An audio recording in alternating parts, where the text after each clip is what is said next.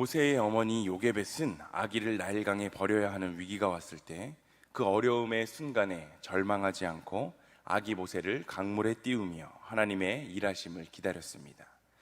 마찬가지로 하나님은 애굽 군대의 추격 앞에 목숨을 유지하기 어려운 위기에 처한 이스라엘 백성을 그냥 두지 않으시고 홍해 앞으로 전진하게 하십니다. 오늘 본문은 우리가 너무나도 잘 아는 사건, 모세의 홍해의 기적의 사건입니다. 교회를 다니지 않는 사람들도 구급차를 비켜주기 위해서 많은 차들이 서 있는 그곳에서 차들이 조금씩 길을 양보하여서 그 구급차가 지나갈 수 있도록 양보해 줄 때, 또 아니면 사람이 엄청나게 많은 곳에 인기가 많은 연예인이나 지위가 높은 사람이 등장했을 때 사람들이 자리를 내주면서 그곳이 인파가 갈라지는 모습을 보면 다들 모세의 기적이다, 모세의 기적이다 라는 표현을 쓴 정도로 우리에게는 너무나도 익숙한 사건이죠.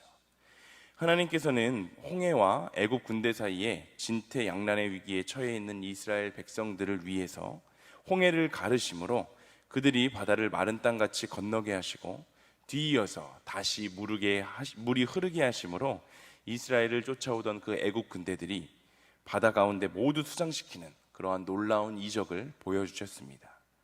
이 사건으로 이스라엘은 마침내 애굽으로부터 드디어 완전하게 해방이 되었고, 하나님께서 그들을 지켜주시는 인도자요 보호자가 되신다는 사실을 이스라엘 백성들이 깊이 체험했을 뿐만 아니라 이스라엘 백성들 뿐만이 아니라 그들의 뒤를 쫓던 그 애굽 백성들에게까지도 하나님만이 유일한 신이시고 하나님이 그들의 진정한 여호와이시구나 라는 것을 깨닫게 해줍니다.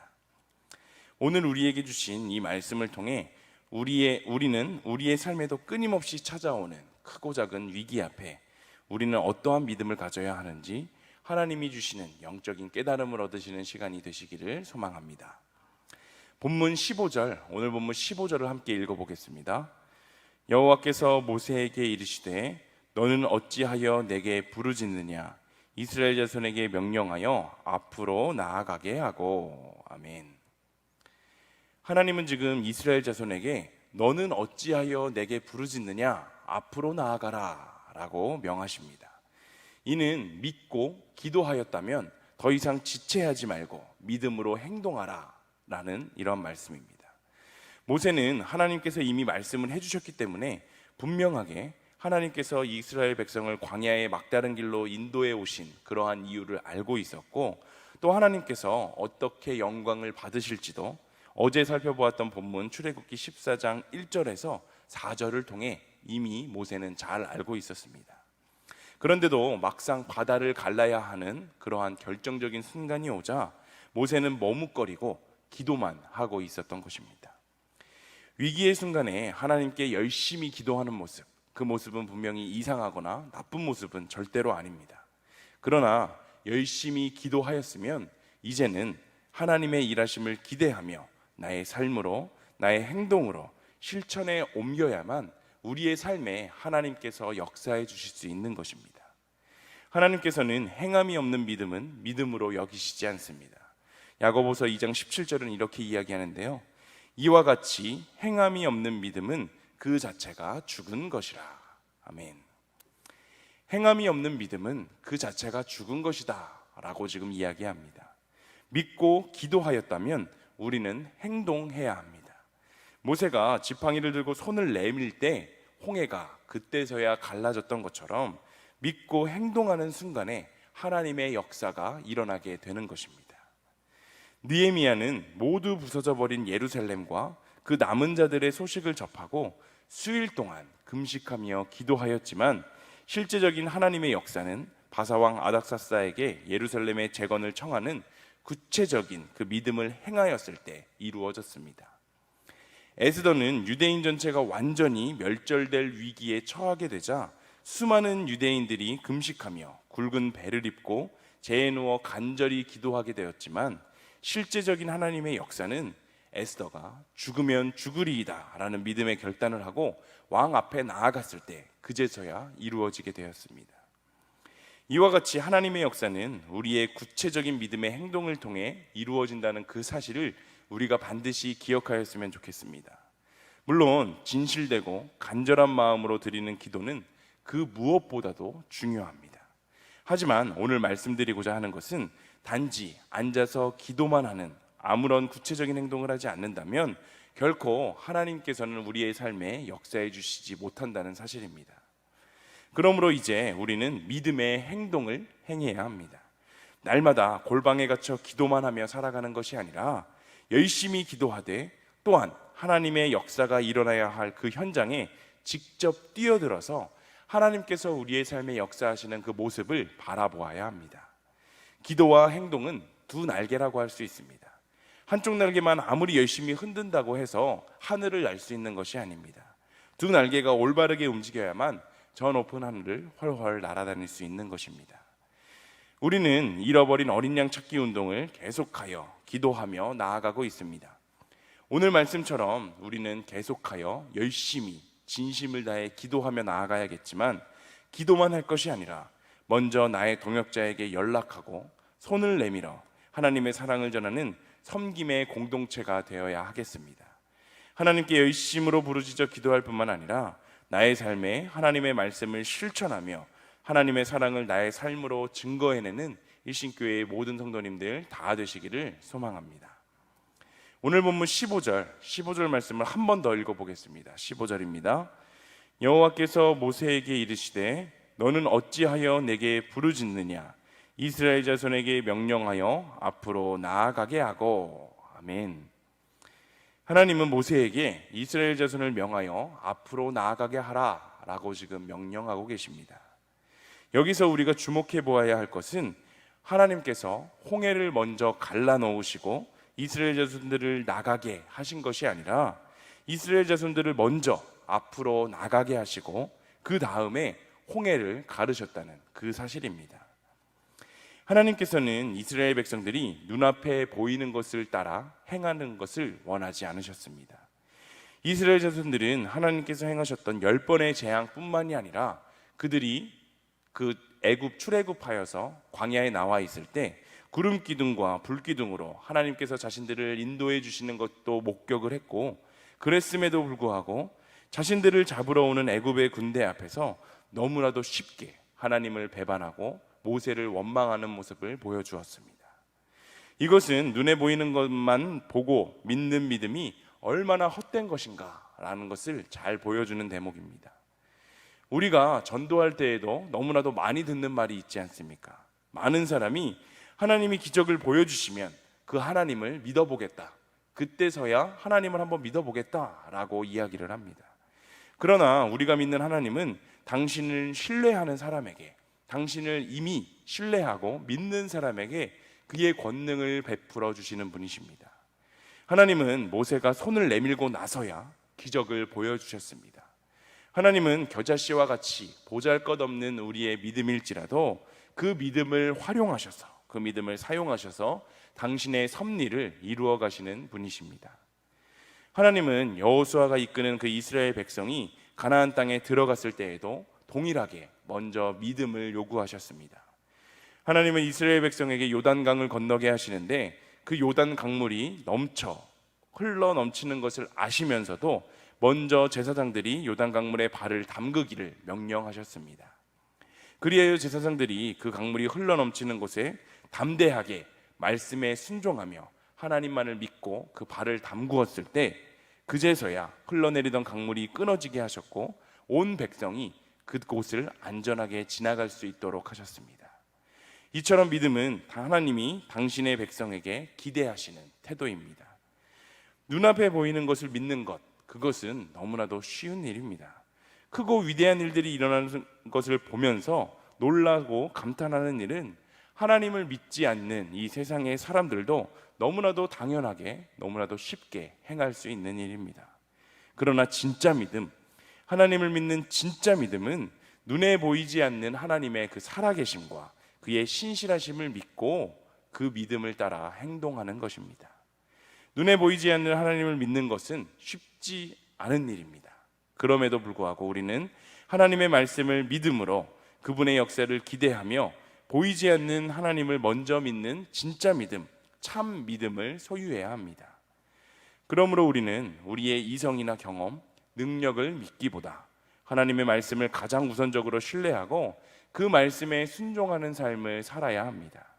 믿음이 없이는 우리가 하나님을 기쁘시게 할 수 없으며 우리에게 베풀어 주시는 그 하나님의 놀라운 권능, 놀라운 능력도 우리가 바라볼 수 없음을 우리는 기억해야 합니다. 우리의 삶은 언제나 이미 열려져 있는 홍해가 아니라 앞으로 열려져야 할 홍해라는 사실을 우리는 반드시 기억해야 합니다. 믿음을 가지고 우리가 행동으로 한 걸음 내딛지 않으면 그 홍해는 결코 열리지 않습니다.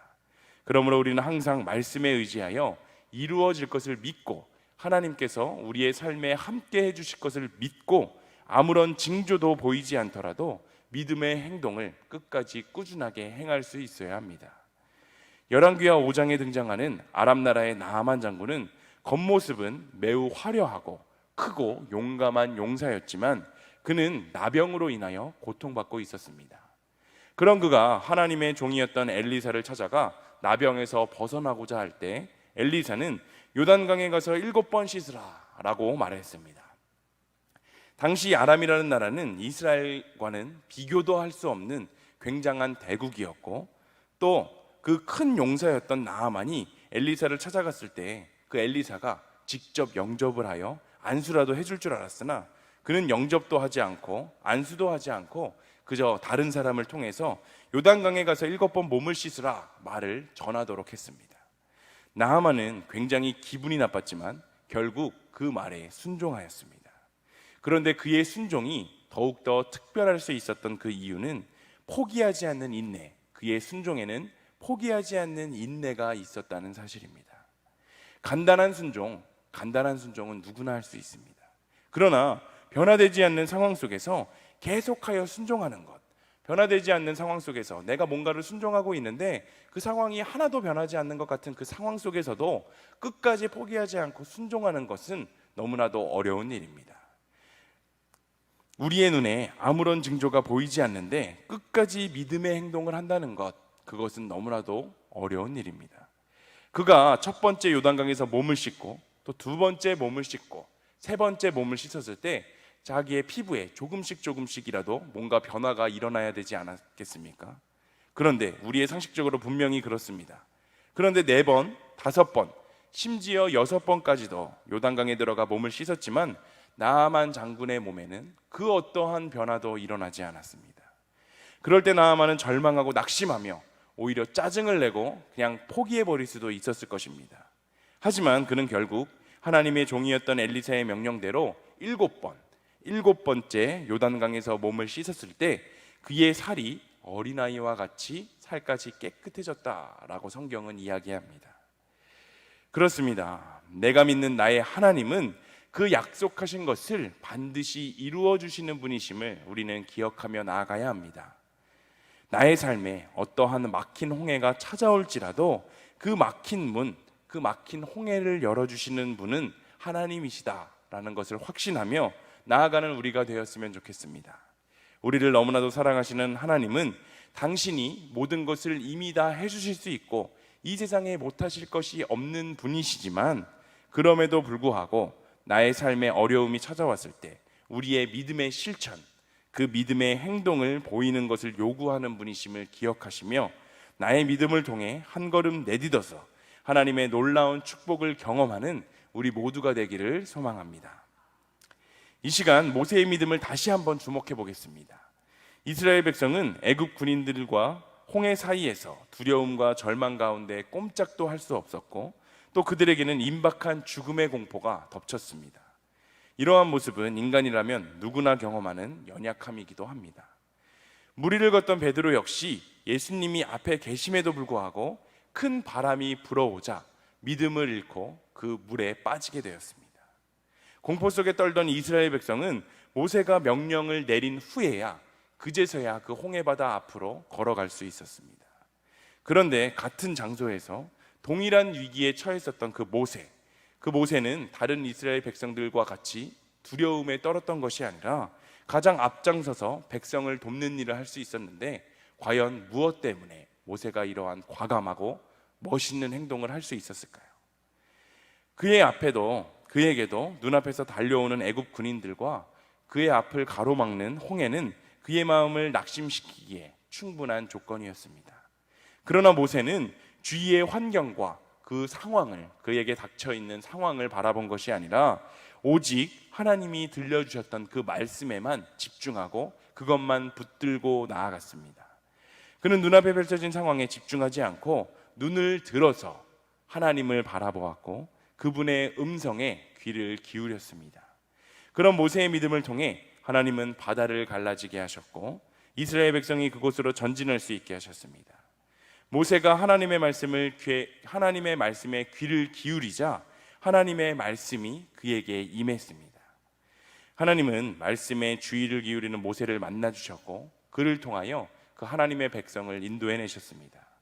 우리도 우리의 삶에 찾아오는 수많은 위기 앞에 하나님의 인도하심을 경험하고 하나님의 사람으로 쓰임받기를 원한다면 모세같이 하나님의 말씀으로 연단받는 과정이 필요합니다. 우리가 날마다 말씀 속에서 하나님의 뜻을 발견하고 그 뜻에 순종한다면 하나님은 우리의 삶을 사용하여 그 하나님의 놀라운 역사하심을 드러내시게 될 것입니다. 하나님의 자녀인 우리들은 어떠한 상황에서든지 상황을 두려워하지 않고 그 상황을 통제하시는 하나님을 신뢰하며 우리에게 닥친 문제, 또한 우리에게 어떠한 문제가 찾아올지라도 그 문제보다 더욱더 크신 분이 내가 믿고 내가 따르는 하나님이심을 분명하게 기억하며 나아갔으면 좋겠습니다. 하나님은 당신을 신뢰하는 사람들을, 당신이 너무나도 사랑하는 사람들을 위기 가운데 건져내심으로 당신의 능력을 온 세상에 드러내시는 것을 너무나도 기뻐하시는 분이십니다. 오늘 하루의 삶에도 하나님만을 신뢰하며 살아가시는 일신교회의 모든 성도님들 다 되시기를 간절히 소망합니다.